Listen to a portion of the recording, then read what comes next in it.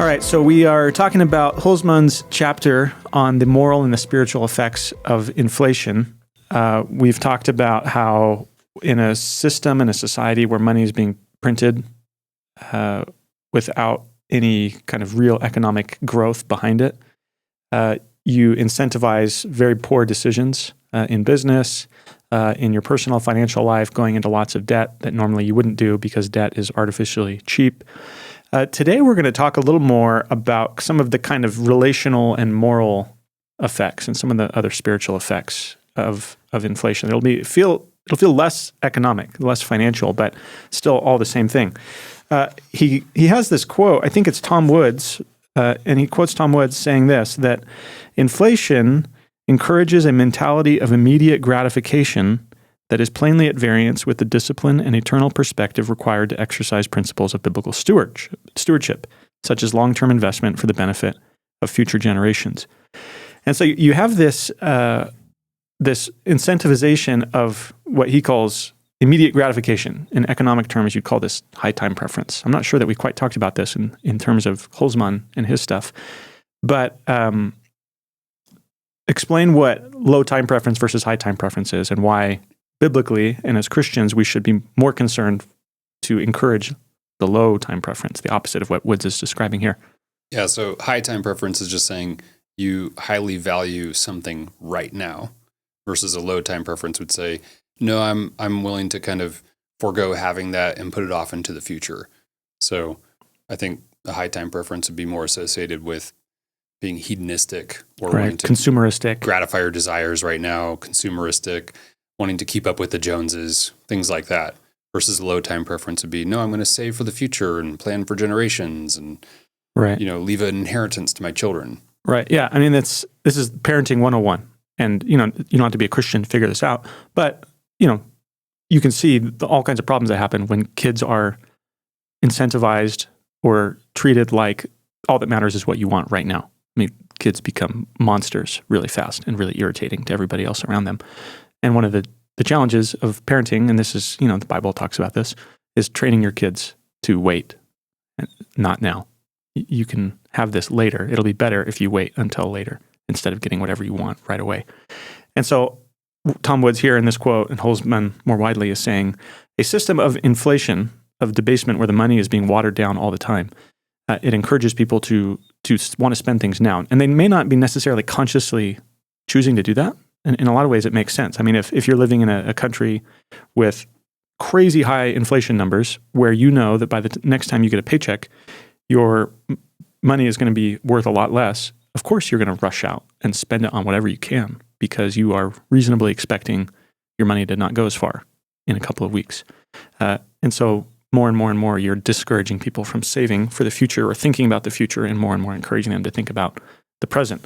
So Tom Woods says this mentality of immediate gratification. I need things now, whether it's because I'm just a total debaucherous hedonist or because it's like, look, this is the economic reality. I just have to get out and spend my money. I don't have a lot of money to save. He says it's at variance with discipline and eternal perspective that the Bible talks about in terms of stewardship. And so, you have these principles, Proverbs is kind of the classic example where it talks about, being like the ant who saves up a little bit of food, little by little, so that when hard times come, when the winter comes, you have some store of food. One of the characteristics of the sluggard in the book of Proverbs, the lazy man, who is, a kind of another flavor of the fool, one of his characteristics is that he doesn't think about the future. He just kind of lives for now. And there's this great proverb that talks about how he's like a door on its hinges in his bed. He just kind of rolls around in bed over and over and over again. He never gets out of bed. He's lazy and doesn't want to work because all he cares about is feeling comfortable right now. I mean, I'll just add this is by design. And part of the reason it's by design is because one of the primary metrics that governments use to measure economic growth is GDP, gross domestic product. So if people aren't spending enough money, then the GDP goes down and then it looks bad for the economy. Right, yeah. And one of the kind of principles, one of the main principles of modern economic thinking, for the most part, is that saving will end up being destructive and that spending is good And so when there is a problem, we need to get people out there spending. We have to get them out there supporting businesses. And so this is where the whole idea of a stimulus check and all other different forms and flavors of it is basically incentivize people, print money so they go out and spend it. And we think that overall, when you add up kind of the bad effects and the good effects, it'll do more good than bad. Because saving, if people just save money, well, whoa, that'd be really bad. You know, that you're just hoarding your money. You're just sitting on it, and money doesn't do anything when you're just sitting on it. That's really bad. Don't do that. That is quite different than kind of the biblical vision of slow and steady saving for the future, for the sake of future generations, thinking long term. And in a lot of ways, you know, a money that's being watered down so quickly, you know, it does become really hard to do that. It is hard to keep up with it. One thing we talk a lot about with Christians and churches who are thinking about Bitcoin is how do you help people who are like, look, I don't have a lot of room at the end of the month. If anything, I can't save money because I'm in debt. I'm trying to service my debt. I have all these other expenses. It's a really hard place to be, and it's really stressful and shameful in many ways. In some ways, it's a luxury to be able to think about saving money. In other ways, of course, you can do the Dave Ramsey thing, and he has a lot of good advice for people about here's how to cut different parts of your life so that you do have extra room. You can't totally just shrug your shoulders and say, oh, I don't know, I guess no one can ever save. But it is a reality. It is hard to save in a system like what we have. There's also a half-truth there, right? Like, we can't just save for forever. Right. At some point, we do need to spend our money because we need to eat and we need to have roofs over our head and we need to take care of the poor and other kingdom-related activities, right? Right, yeah. You don't want to become the rich fool of the Gospel of Luke who is patting himself on the back for having saved up all this money and done so well for himself. And he says, I'm going to build bigger barns so I can save up even more money. And then God kills him that night and says, you know, what did you do? You weren't rich toward God, which is probably a way of describing being generous with your wealth, especially toward the poor. Hulsmann then talks about how, and he's already kind of talked about this some, he talks about how in an inflationary system, because you're stressed out about staying ahead of inflation, you have to always be thinking about, am I getting a return on my money? You can't just do the time-tested, boring method of sticking your money under the mattress or burying it in the ground and expecting it to do the same thing in 40 years. And so everyone has to become some kind of investor, or you have to pay people to invest for you and all the fees that come with that, usually for just sticking them into index funds and tracking with the S&P 500, you know, relatively simple and straightforward, but people make a lot of money off of doing the same thing that all these other investment advisors are doing. And so you have to stress out about this. You have to lose a lot of money paying fees for all these things. And so Hulsmann says money tends to take a much bigger role than really it needs to, or that it should, if you were able just to kind of set it and forget it, save it, and come back to it in 30 or 40 years. He says that money and financial questions come to play an exaggerated role in the life of man. Inflation makes society materialistic, kind of like what we were just talking about. And then he talks about how when you have to constantly be running around trying to make more money or trying to invest your money and get higher returns on it, it crowds out more important things. It crowds out things that, I mean, money is not nothing and savings are not nothing. But there are, and as Christians, we know this, you know, more than anyone. There are significantly and eternally more important things than saving up money. But Hulsmann says, you know, it crowds out even more, still more mundane, but important things like connection to your family, being able to live close to where you grew up, being able to live close to where you work, being able to have children and not have to totally stress out about, oh, am I going to be able to afford it or not? And so, you know, we as humans are limited. There's only so much time and energy that we have. And the more that you have to run around stressing out about money and investments, the less you can focus time and energy on things that are more important.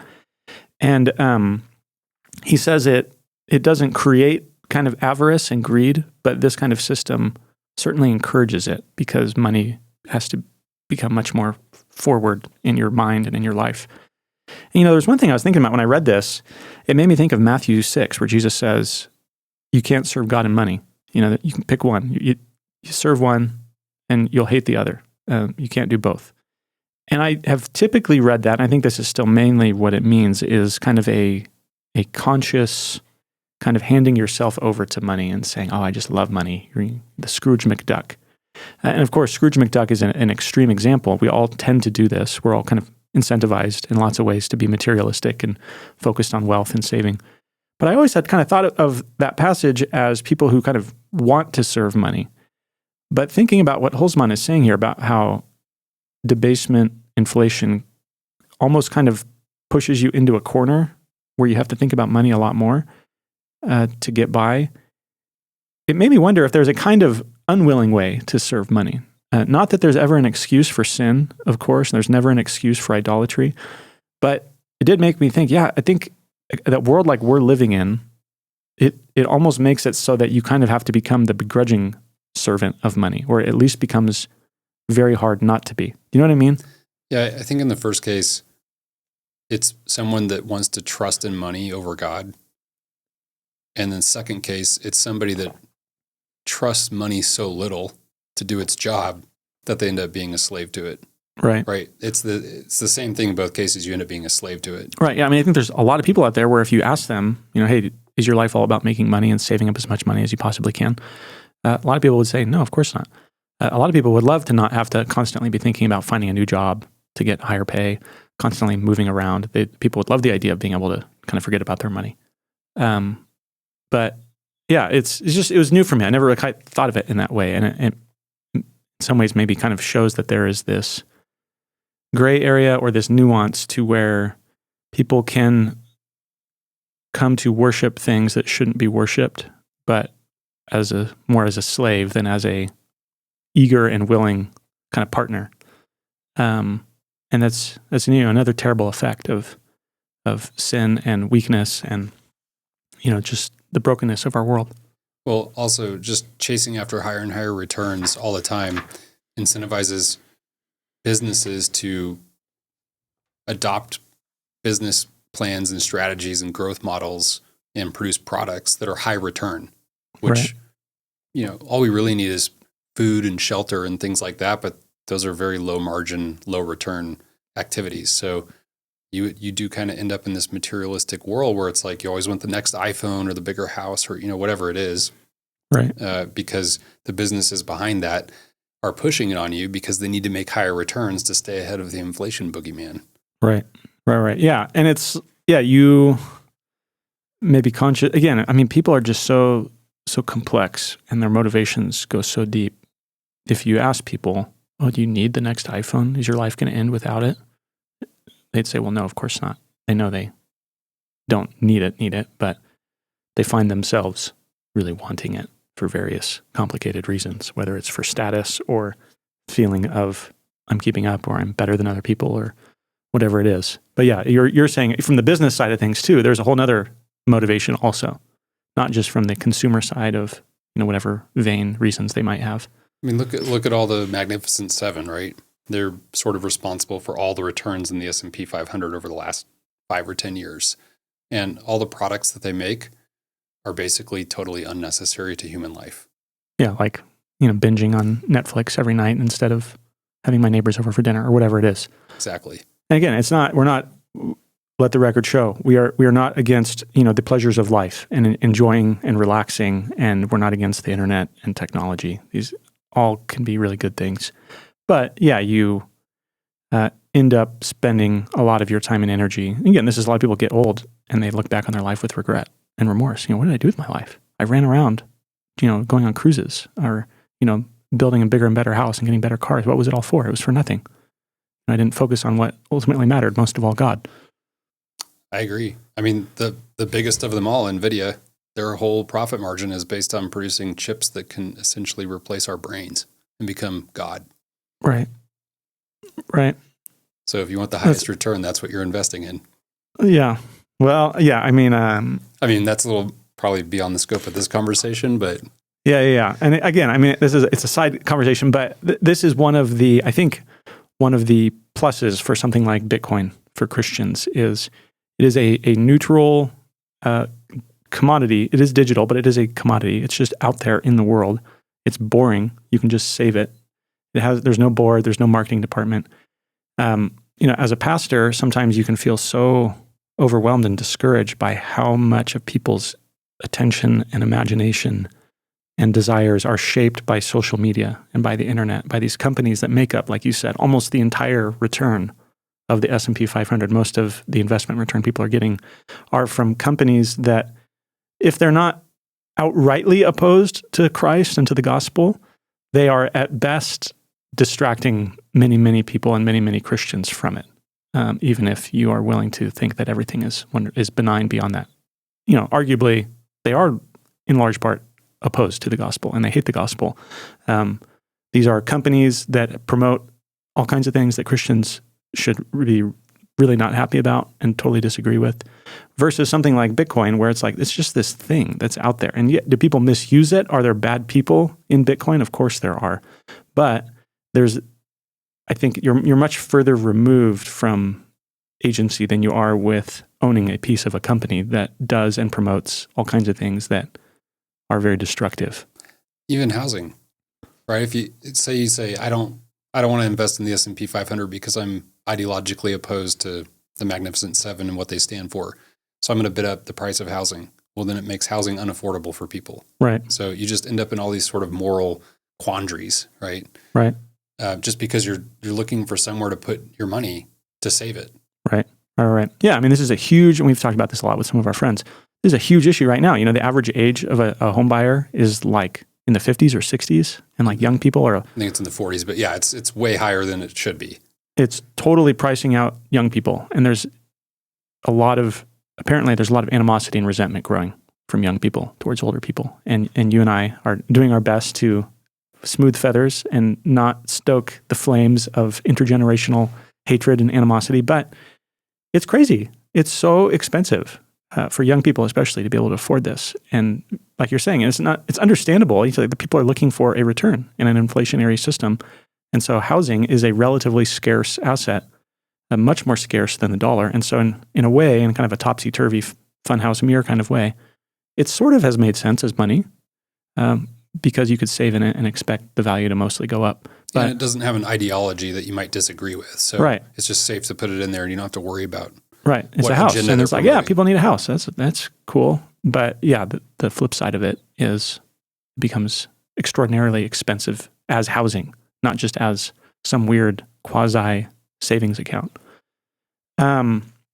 Speaking of family and generations and these things, Hulsmann ends the chapter by talking about how a system of debasement and inflation, where governments have this superpower that I don't have and that you don't have, we would quickly go to jail if we tried to exercise this superpower. They have the superpower of printing money, of making lots and lots of new money, and passing it off as real money. When you have that superpower, he says, it incentivizes all kinds of expansion. We've talked about this a little bit. It expands all kinds of government programs and roles. But he talks especially about how it makes it easy to expand the welfare system, for the government to kind of endlessly grow its role of people who need its financial support and want its financial support. And Hulsmann says, of course, it is not wrong to care for the weak and the needy, the poor and the elderly and children and widows and those kinds of things. Christians, of course, know that these should be matters of utmost importance to us. Hulsmann also says, making lots of hardcore libertarians maybe a little stressed out, he says, I'm not even opposed totally to all types of welfare programs by governments. But he says a system where there is inflation as kind of the superpower behind it allows it to expand like crazy and to never really go away, so that more and more people end up more and more being supported financially by the government, early in age, old age, in between. And he talks about how this undermines the family. Again, it wasn't like we started caring about the poor or the elderly and being able to help them when FDR rolled out the Social Security system in the 30s. Scripture, of course, speaks at great length about this. Paul says in 1 Timothy, churches should refuse to take care of older widows who are indigent if they have any family around who can help them. He says this isn't the job of the church. Now, granted, we today are much wealthier than people were in the first century. We have a lot more disposable income. We have more room to care for other people and to give away money, of course. But there is this basic principle biblically that the first line of defense for poverty and for old age and for children is the family. And Hulsmann says, this is indisputable, even among people who agree with the welfare system, that it does undermine the family. It does undermine people's motivations to have good relationships with their families, to keep their elderly parents around, to have children, to raise your children, to take care of you someday, and expect that that will be part of their return to you when you are old. And so Hulsmann says this is another terrible moral and spiritual effect, is this undermining of close relationships, whether it's family or the church, because the gigantic nanny state is there in people's minds. Well, that's what that's for. It's there to take care of me, and it will always be there. They always can just print more money. But what's the problem with that? Why can't they just print more money to care for everybody endlessly? The fiat, or just the money printing that we're talking about, only encourages the nanny state to get bigger, because from a voting standpoint, I think he says this. What's his quote on the? Oh yeah, he says democracy empowering. He says, fiat inflation destroys the democratic control over the provision of these services, and therefore it grows and grows and grows and grows. Yeah. So the idea is, if you want to get votes, you offer to give people things, and if you want to lose votes, you take things away from them. So, right. For example, hey, we want to do these welfare programs. We're going to have to raise taxes, meaning we're going to have to take stuff away from you and give it to those people over there. Well, most people aren't going to vote to have stuff taken away from them to give to people over there. People will vote to have stuff taken away from you and given to them or their cronies. Right. Right. So fiat currency and money printing just gets around this entire issue because we don't have to raise taxes. Right. Taxes are a relatively small slice of the pie in terms of where the money comes from. It's mostly just printed. We're not going to lose your vote because we don't have to raise taxes, but we'll make you feel good because you can vote for us because we're being nice and giving a bunch of stuff to people. And also those people will vote for us because they're getting the stuff, and it's all funded through the money printing. Right. Yeah. I mean, this is apart from kind of how completely upside down the whole system is now, like even thinking in terms of just Social Security. When it came out in the 30s, people didn't live nearly as long, and there were lots and lots of younger people working to support them. I mean, it's not, a lot of people think Social Security is the government kind of saving money for me. It's really not doing that. It's the government taking money out of your paycheck and handing it to somebody else down the street and paying them. And so that system can work if there are a lot of people working and paying a relatively small number of old people in retirement. But, fast forward to today, almost 100 years later, people are living much longer, but expecting still to retire at the same point or start getting the benefits at the same point, with far fewer people paying into it. And so, I mean, this is just you can see the train wreck coming from, miles away. And lots of government agencies have been warning about this for a long time of like, hey, this is a big problem. This can't last. This is totally unsustainable. Younger people are going to get rugged on this. They're not going to get Social Security. We're going to have to figure out something. We're going to have to cut out people, or we're going to have to water down the money somehow.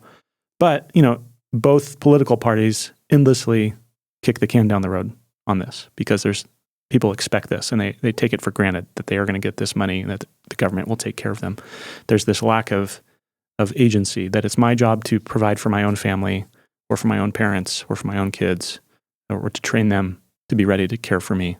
And so, it's something that Christians should be very concerned about, even though, of course, they have great motivations. I was just looking the other day at a part of what's called the Westminster Longer Catechism. As Presbyterians, we subscribe to this question and answer theological document. And it has a bit where it's asking about what makes good works good. What does it mean to do something good for God? And it says that it's not things that are just devised by man out of blind zeal or upon any pretense of good intention. It says good works are only what God himself commands, not what people come up with on their own, or what people say, well, I have great motivations, or I'm really zealous about this. There are, of course, people who are very well motivated in trying to print money to take care of the poor. But that, like with a lot of things, that doesn't answer all questions. Good motivations are not nothing. It's better than bad motivations. It's better than being malicious and wicked and evil.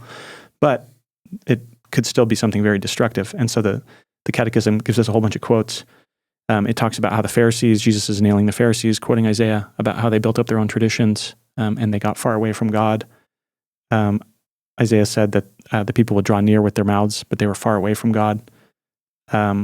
Peter says in 1 Peter 1, he says that Christians are those who have been redeemed from the futile ways inherited from their fathers. There is a certain way of life and of morality that our ancestors kind of passed down to us that in many ways, Peter says, are futile. There might be good, admirable things about it, but ultimately it was a dead end. Outside of Christ, you can't really know God or know how to please him and know what to do for him. Paul often nails his fellow Jews and especially other Pharisees like he had been because of their excessive zeal in trying to please God. But in their zeal to please God, they actually are opposing him and fighting against him, mostly by killing Christians. And so, yeah, these things come with good intentions, but as Christians, we should ask deeper questions than like, oh, well, does it look good on paper? Does it sound good? Do they mean well? Are they saying that they want to help the poor? Do they think that they want to help the poor? Do they really feel like they're helping the poor? Okay, fine. But this actually will lead to all kinds of destructive things because Scripture shows us that good intentions can lead very bad places. So is there a biblical basis for welfare programs, the government coming in and helping the poor? When I read the Bible, it talks about the government wielding the power of the sword, right, and rewarding good and punishing evil. And presumably that means defending poor people that can't defend themselves. So is there a way to read that as welfare kind of comes under the defense of the poor? I think it would come under kind of more of a principle. So you're quoting Romans 13. Paul says it's for, on the one hand, it seems primarily to terrorize the wicked is the point of the government, but also to encourage the good. And so the million-dollar question is, what does it mean to encourage the good? Or to use a very vague phrase that a lot of people like to throw around and that can mean almost anything, is what is the common good? What works for the good of everyone? If you're going to defend it, then it would be probably under that rubric of, hey, it makes more sense to catch people who are going to maybe fall through the cracks if we kind of all pool our resources together and we all agree to help people that maybe are outside of our immediate families or something like that. I mean, I think it biblically and logically and morally, I think it's very hard to make an argument for a gigantic federal bureaucracy thousands of miles away caring for local poor people and local old people. You have so many layers of bureaucracy between your town and Washington, D.C. that all take huge cuts of the printed money along the way so that things get extremely expensive by the time it gets down to you. And it's extremely inefficient. And distant bureaucrats, as good as their intentions might be, don't know these people. And they can't know these people. It's impossible for them to really know these situations the way that a family could or a neighbor could or a church could. And so I think, and this is, Roman Catholics have, in some ways, they have some great, very well-developed kind of teachings about kind of social systems and social care. And one of the words that they use that I think is helpful is this idea of subsidiarity, where basically the need should be met by those who are as close as possible to it. You only go to further rings away from the need and the person when you absolutely have to. My concern is that with a federal government that can print money like crazy, that they end up becoming this kind of black hole for everything because they have the superpower to print the money, and therefore everything kind of falls under their umbrella. So when you look at the welfare that any individual receives, ideally the vast majority of it would be coming from their family and from their church community. I think so. I mean, again, we live in a world of very large nations with very large governments, far bigger and far more expansive than almost anybody in history has ever experienced. From my little armchair of hypothesizing about what makes the most sense, I would prefer and probably think that things would work out the best if we had things be much more small and local, and we had much smaller governments and much more governments, more states and more nations, because I think the further you get away from things, the more you miss, and that the more inefficient it gets. And it's not just a question of efficiency, of like, oh, what's absolutely the most efficient thing? We just have to be the best little accountants ever. Ultimately, it's a question of what is genuinely good for people, both in terms of caring for those who are in a terrible situation, but in terms of not encouraging them to do things and to get into situations that are avoidable. And these systems clearly incentivize all kinds of very bad behaviors and very bad choices. Some people, of course, are going to make really bad choices, or they're going to be victimized by those who make evil decisions against them.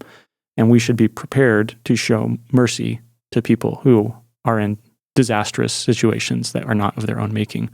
But not all people, and arguably not most people, are in a complete disaster of a situation that has nothing to do with the choices they made. And it is painful, of course, to have those conversations. It's painful for leaders and politicians to have to come and say, I need to talk to you like adults. We can't afford this anymore. You have been lied to for decades and decades and decades, and you've been misled, and we're not doing it anymore. I mean, to even put it in those terms is to you already kind of know what's going to happen. I mean, nobody will get elected talking like that. No one will make it anywhere close to anywhere in any kind of influence if they talk like that in whatever political party. And so I think the best thing that we can do probably is to try to do it anyways within our own local families and communities and churches as best we can. Because, as we talk about, a system of widespread inflation and debasement is never sustainable. It can't go on forever. The least bad path forward is to print a lot more money, which will kind of create even more problems until it can reset somehow. And that's usually not very fun, not least for the poor.